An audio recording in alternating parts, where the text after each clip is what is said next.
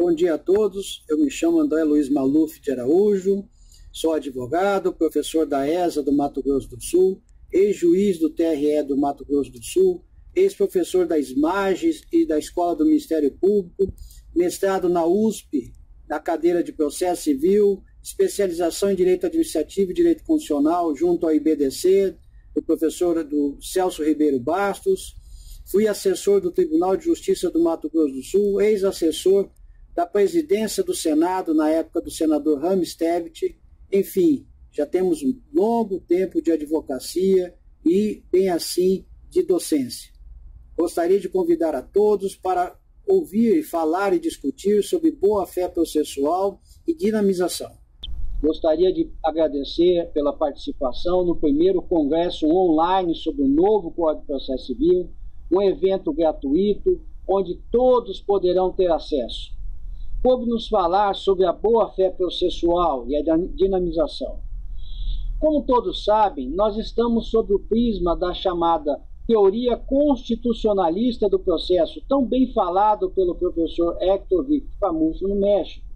Isso pode ser muito bem observado sobre o enfoque que foi dado pelo ministro Luiz Fux, quando ele comenta na exposição de motivos do novo Código de Processo Civil. O professor Ronaldo Bretas também fala em processo constitucional, ou seja, nós não podemos mais estudar o processo, ver o processo, sem que se observe primeiramente a Constituição Federal. Isso está muito bem enfatizado quando se vê os 11 primeiros artigos do novo Código de Processo Civil. E nestes 11 artigos, nós encontramos dentro deles o artigo 5º e o artigo 6º. O artigo 5º falando que aquele que de qualquer forma participa do processo deve comportar-se de acordo com a boa-fé. O artigo 6º fala sobre a cooperação. Todos os sujeitos do processo devem cooperar entre si para que se obtenha em tempo razoável decisão de mérito justa e efetiva. A boa-fé processual diz respeito ao devido processo legal, que João e Picó, na Espanha, fala em devido processo leal. O professor Pedro Albuquerque, em Portugal, chama de dever geral de honestidade processual. Quando nós falamos em boa-fé processual, nós falamos, e é um princípio, o princípio é norma. É óbvio que nós estamos tratando de boa-fé objetiva, comportamento, não de boa-fé subjetiva, litigância de má-fé. Quando eu falo em boa-fé objetiva, e a professora Judite Martins muito bem enfatiza isso daí, nós estamos falando em lealdade comportamental, em comportamento leal.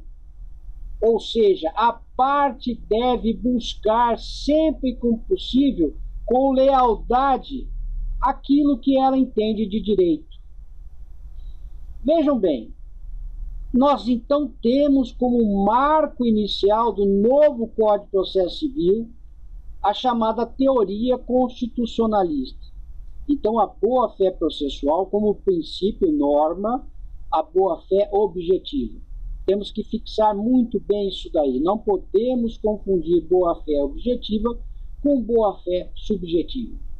A professora Ana Paula, de Portugal, ela tem um livro fantástico, que é Litigância de Má-Fé. Neste livro, ela fala que, efetivamente, quando nós falamos em deslealdade processual no campo da litigância de má-fé, nós estamos falando na boa-fé subjetiva. Porque sempre tem que se pensar, e isso é muito importante, essa deve ser a nova conscientização de todos. Nós temos que fazer a busca do melhor processo, o melhor processo leal. Isso fica muito bem evidente quando se lê o artigo 322 do novo Código de Processo Civil, que fala que o pedido deve ser interpretado também com boa-fé. Ou seja, vamos tentar interpretar um pouquinho. Nós não devemos olhar apenas o pedido da inicial, nós devemos olhar sobre o prisma da toda inicial. Pode acontecer da parte pedir o dano moral, falar do dano moral, falar do dano material na petição e esquecer por um lapso no pedido de fazer esse pedido expresso com relação, por exemplo, ao dano moral.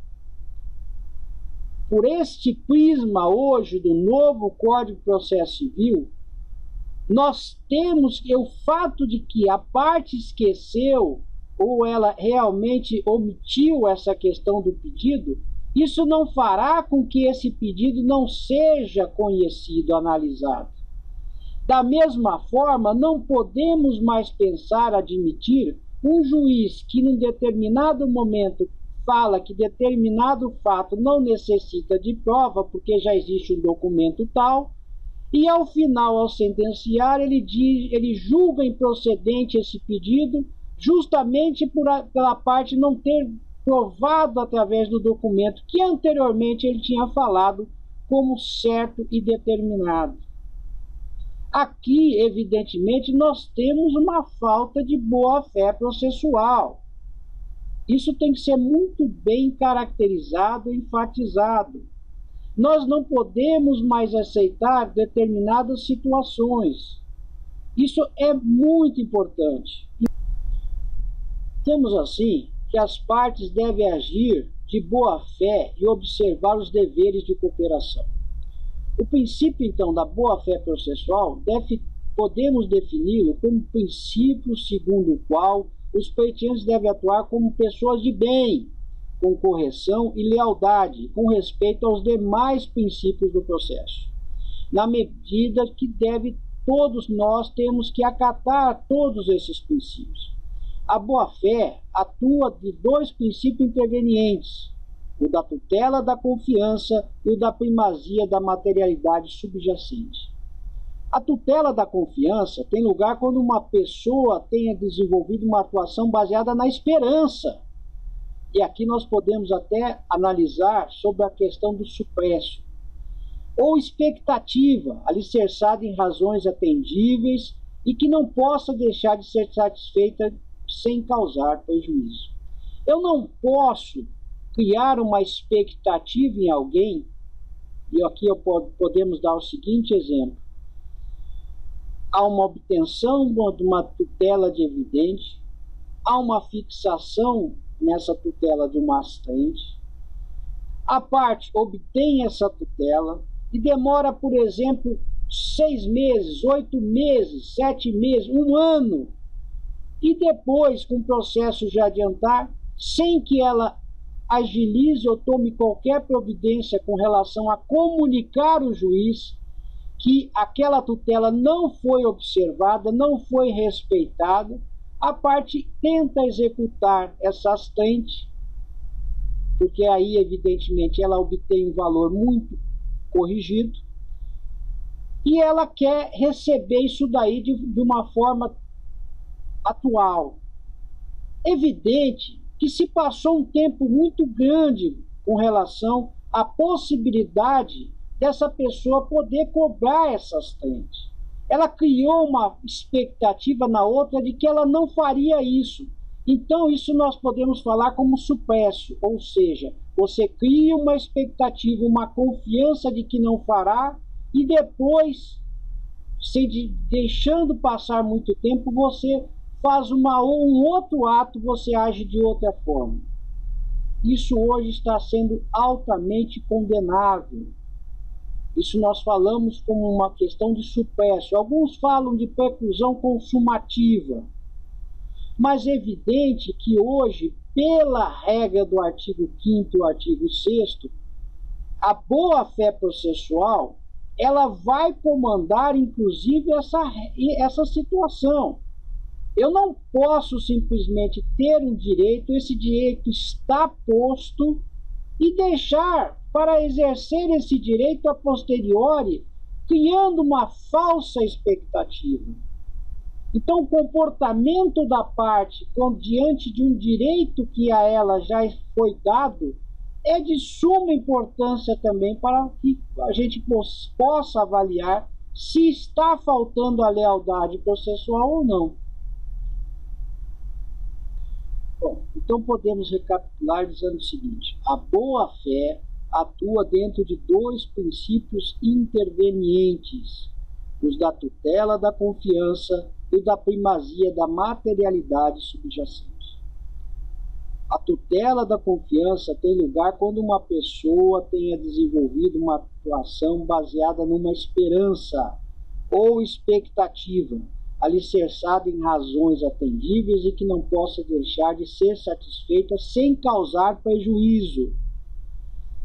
A primazia da materialidade subjacente significa que nas soluções de direito para cada caso concreto, através de preceitos legais, a aferição das condutas tem de ser feita por imposição da boa-fé em termos materiais, de acordo com as consequências que envolve. Assim, não é suficiente indagar se a conduta da pessoa apresenta-se em conformidade formal com a ordem jurídica, sendo ainda necessário, ou seja, soma-se a isso, se verificar se no plano material ficam efetivamente protegidos os valores dignos de proteção. Isso é muito importante. A atuação de boa-fé no domínio do processo civil, além de exigência legal, isso está expresso hoje, é de indubitável pressuposto, o de que desde logo sucede no plano substancial do processo.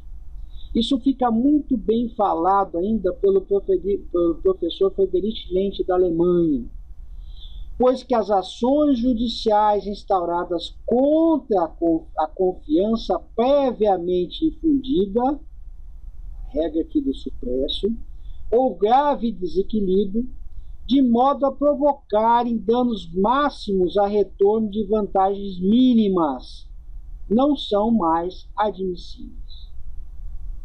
Isso daí é de suma importância. O comportamento hoje da parte, como a parte desenvolve a sua conduta, é de suma importância. Isso tem que ser levado em consideração. E o juiz, inclusive, hoje poderá dizer na sua sentença a respeito desse comportamento da parte, inclusive para com isto afirmar direitos ou retirar direitos. Nós podemos falar também na noção da boa-fé em sentido subjetivo ou psicológico. Traduz na convicção da licitude de um ato ou situação jurídica. Assim chama-se boa-fé a ignorância dos fundamentos da ilicitude, imoralidade ou vício, ou de certo fundamento que a lei toma como essencial. Concomitantemente, a má-fé seria a consciência desse fundamento. Contudo, quando a lei se refere a ditames ou princípios, como é no processo civil brasileiro, e isso também se aplica ao processo civil português, ou regras da boa-fé, quer significar a boa-fé em sentido objetivo, como enfatizei anteriormente, ou ético, em que a boa-fé consiste naquela tendência de vontade que conduz a tomar em consideração os interesses legítimos da contraparte ou da outra parte. Deste modo, atua de boa-fé, comportamento, aquele que na legítima prossecução dos seus próprios interesses procura evitar, na medida do possível, isso é muito importante, o comedimento, o sacrifício injustificado dos interesses alheios. Nessa medida, se o sacrifício do interesse alheio não é justificado por um interesse próprio, isso é muito importante hoje, estamos fora da boa-fé em sentido ético. Isso precisa ser muito bem enfatizado. O novo Código de Processo Civil cria um novo parâmetro de comportamento ético. A boa-fé processual pode ser lida também como um comportamento no qual a parte pode obter o seu direito sem criar, sem realmente levar a um prejuízo maior da outra. Isso pode e deve ser observado muito bem. No sentido ético, ou seja, o sentido ético consiste, assim, em exigir a boa-fé como princípio, segundo o qual o sujeito de direito deve atuar como pessoa de bem, com honestidade, com lealdade. Honestidade e lealdade. A distinção entre o sentido subjetivo de direito e o sentido ético da boa-fé reside que no sentido subjetivo se visa uma atuação em boa-fé, enquanto no sentido ético visa-se antes uma atuação segundo a boa-fé, e por ele se alude e se exprime genericamente o critério que deve presidir e orientar todo o comportamento do sujeito de direito, nomeadamente no exercício de todo e qualquer direito subjetivo. Note-se, todavia, que será fundamentalmente com o significado de regra de correção a lealdade que a boa-fé implica, perceptivamente, comportamentos por comissão ou por omissão. Isso é muito importante. E que delimitam o conteúdo dos direitos subjetivos. Assim, assume especial relevo quanto à legitimidade ou ilegitimidade de agir. Vejam como se observa, como se lê hoje a chamada boa-fé processual, ou a boa-fé, ou a lealdade processual, ou o dever geral de atitude positiva, como também enfatiza o professor Leitão Menezes. Por isso, esses princípios impostos pela boa-fé terão de estar presentes no exercício do direito de ação, para que a litigância não possa ser havida por abusiva e ilícita, com a consequência do dever de indenizar pelos danos causados. Nós temos que começar a pensar no chamado dano processual. O dever de lealdade, de comportamento, pode também gerar o dano processual. Isso é uma coisa muito pouco ainda avaliada no direito processual brasileiro, mas que em Portugal isso é muito bem falado há muito tempo. Então nós podemos começar a pensar enfaticamente no dano processual, que não é a mesma coisa que o dano material. O dano processual é um dano diferente do dano moral ou do dano material. Esse é um estudo que deve ser muito bem feito. Em outros países nós falamos em dano processual diferenciado de dano material e dano moral. Muitos autores colocam o dano processual dentro do dano moral. Só que em vários países, em Portugal principalmente, se faz essa distinção entre dano processual, dano moral e dano material. Eu gostaria então de enfatizar, fixar bem essa questão. Em outros países, o dano processual ele é um dano à parte ao dano material e ao dano moral.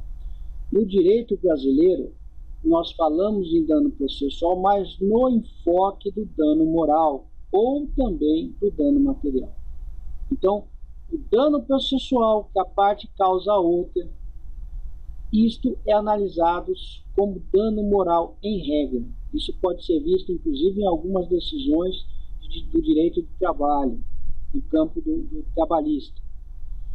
Bom, então nós podemos falar que a violação da boa-fé processual enquanto integradora do abuso do direito de ação constitui mais um instrumento de que a parte lesada, face a uma ação injustificada da outra, pode lançar mão, com vista ao ressarcimento de eventuais prejuízos sofridos, facultado pelas exigências globais do sistema, e que transcende muito às margens estreitas da litigância de má-fé.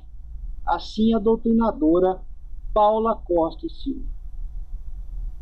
A boa-fé processual pode ser uma decorrência da boa-fé no direito substantivo, designadamente naqueles casos em que a lei fixa, em sede de direito substantivo, o conteúdo necessário e suficiente para caracterizar a boa-fé, como acontece com o artigo 167, parágrafo 2º do Código Civil de 2002, onde se diz que a boa-fé de um terceiro quanto a um ato simulado consiste na ignorância da simulação, ao tempo que foram constituídos os respectivos direitos, ou ainda, com o artigo 1561, também do Código Civil de 2002, que a propósito dos efeitos para temperar as consequências da anulação ou declaração de nulidade do casamento,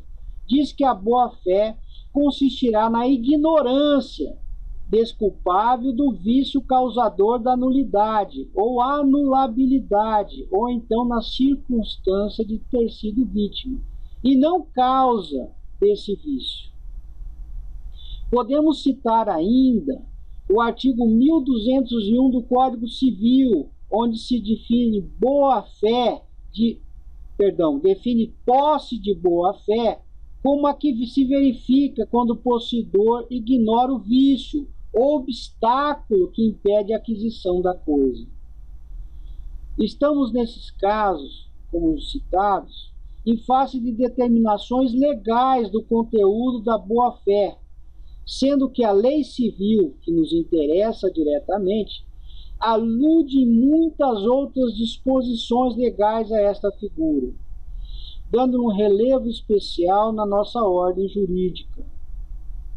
Ao mandar proceder segundo os ditames de boa-fé, assim os artigos 112, 113.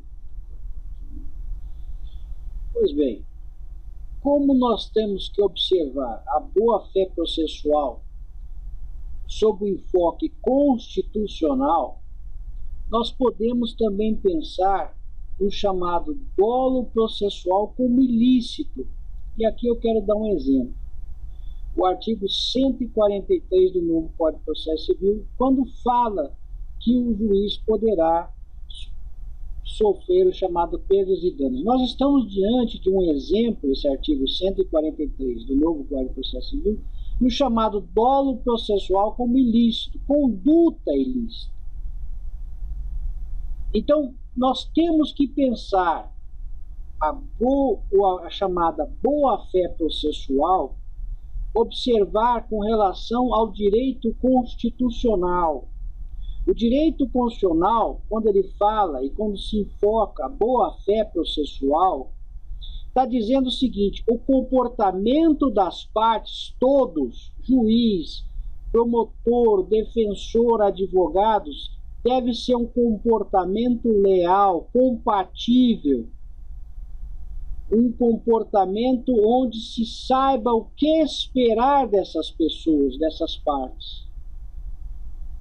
Quando a parte não age de uma forma comportamental correta, evidente que nós estamos diante de uma violação da boa-fé objetiva. Um outro exemplo, quando o juiz decide falando o seguinte, que diante do comportamento contraditório ou comportamento protelatório da outra parte, ele concede uma tutela de evidência. Quando ele fala que a parte está em manifesto propósito protelatório e ele concede a tutela de evidência, nós estamos aqui falando o quê? Que a parte não está tendo um comportamento leal.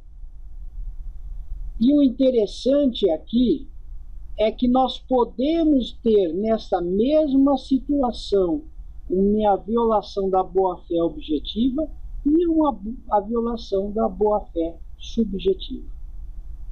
Comportamento, vontade. Então, comportamento, vontade também pode ser elemento e é elemento para a concessão de uma tutela de evidência. E aqui vem no segundo tópico que nos interessa também sobre aquilo que nós ficamos de falar para todos, na dinamização. Como é que nós podemos encaixar a boa-fé processual com relação à dinamização ou à utilização da prova? E aqui eu gostaria de pensar com todos, eu gostaria de colocar um ponto para discussão, um ponto de reflexão. O professor João Monteiro Aroca, ele fala que nós temos que obtemperar essa regra da boa-fé processual quando nós estivermos diante do direito probatório, porque ninguém é dado fazer prova contra si. Isso é uma regra também, é um princípio. Então, qual é o limite da boa-fé processual no campo probatório? É algo a se pensar, a analisar, a estudar, como bem fala o professor João Monteiro Aroca. Nós falamos em garantismo e publicismo, tudo isso também diz respeito à lealdade processual, ao dever constitucional de lealdade processual. Então, vamos pensar, vamos refletir. O 1015 é uma regra taxativa. Ele elenca os 11, 12 casos de cabimento do recurso de agravo. E ali não está contido uma possibilidade real, que está dando margem já à discussão, quando você pede a produção de uma determinada prova e o juiz indefere a produção dessa prova. Em regra, você não teria como agravar desta decisão. Alguns falam que, na verdade, essa regra taxativa ela tem que ser verticalizada. Outros entendem que, na verdade, em determinadas situações, nós teríamos os requisitos, o cabimento do mandado de segurança, que isso é uma discussão antiga que, infelizmente, vai voltar a acontecer. Não se aprendeu nada de 2005 para cá, pelo visto. Então, vejam, o juiz indefere uma produção de prova. Uma prova essencial. E, posteriormente, o juiz decide como se a parte não tivesse tentado produzir aquela prova que foi indeferida. Ora, isso é uma conduta imprópria. Aqui o juiz não agiu com a boa-fé processual. Essa sentença tem que ser revista. Então, nós estamos diante de um caso onde não cabe agravo, que ao final pode ser tida como falta de boa-fé processual, sim. Então, vejam como a boa-fé processual, princípio constitucional, ela diz respeito diretamente ao princípio da cooperação e o princípio do contraditório também. O professor Alexandre Câmara Freitas enfatiza muito bem isso daí. Boa-fé processual ligado com o princípio do contraditório, devido processo legal, devido processo leal. A boa-fé objetiva está ligada, então, isso é importante, ao comportamento. Comportamento. Então, vejam como é importante se pensar, repensar, como é que nós devemos nos portar de agora em diante dentro de um processo. Todos. Eu particularmente entendo que um comportamento da parte numa audiência poderá e deverá fazer constar desta ata de audiência aquela determinada conduta. E isso pode ser usado, inclusive, favoravelmente ou negativamente contra a parte. E isso hoje ganha um grande relevo quando nós temos hoje as audiências como todas, a maioria em regra, sendo gravadas, ou que os advogados possam gravar essa audiência. Então, os advogados também, numa audiência, eles podem efetivamente usar determinado comportamento da parte de uma testemunha para dizer que esta testemunha ou que esta parte, ela não está querendo ajudar, colaborar, cooperar.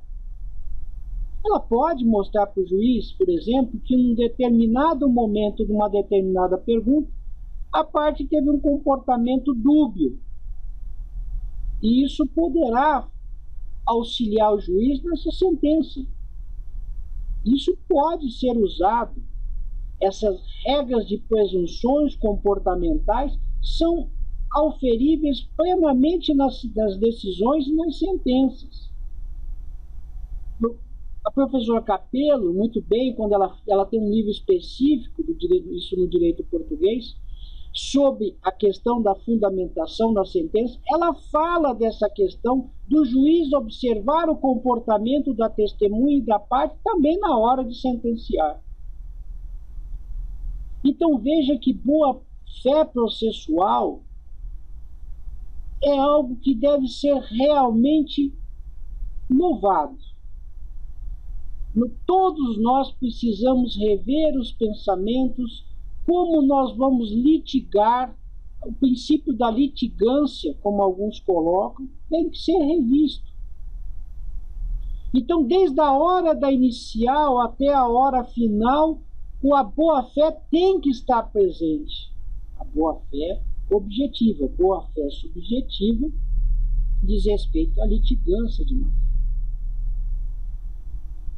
O que o nosso Código de Processo Civil elenca dentro do artigo 5º é a boa-fé objetiva, princípio constitucional do devido processo leal. Eu gosto muito desse termo, utilizando aqui a frase do professor espanhol Joan y Picón, quando ele fala na buena fé processal, do seu livro clássico, utilizado no mundo todo, talvez uma das poucas obras tão completas que há sobre o assunto. Enfim, era isso que eu poderia dizer, discutir. É um tema novo, tem muito poucos escritos sobre isso daí. Nós praticamente temos que trazer do direito privado essas conceituações de boa-fé objetiva e tentar enquadrar dentro do direito processual. Agradeço muito essa oportunidade, para que possamos pensar, analisar. Eu não tenho conceitos fechados, eu estou estudando esse tema e gostaria que todos também pensassem e auxiliassem para que todos tenhamos e possamos efetivamente ser devidamente leais de agora em diante no processo civil. Muito obrigado.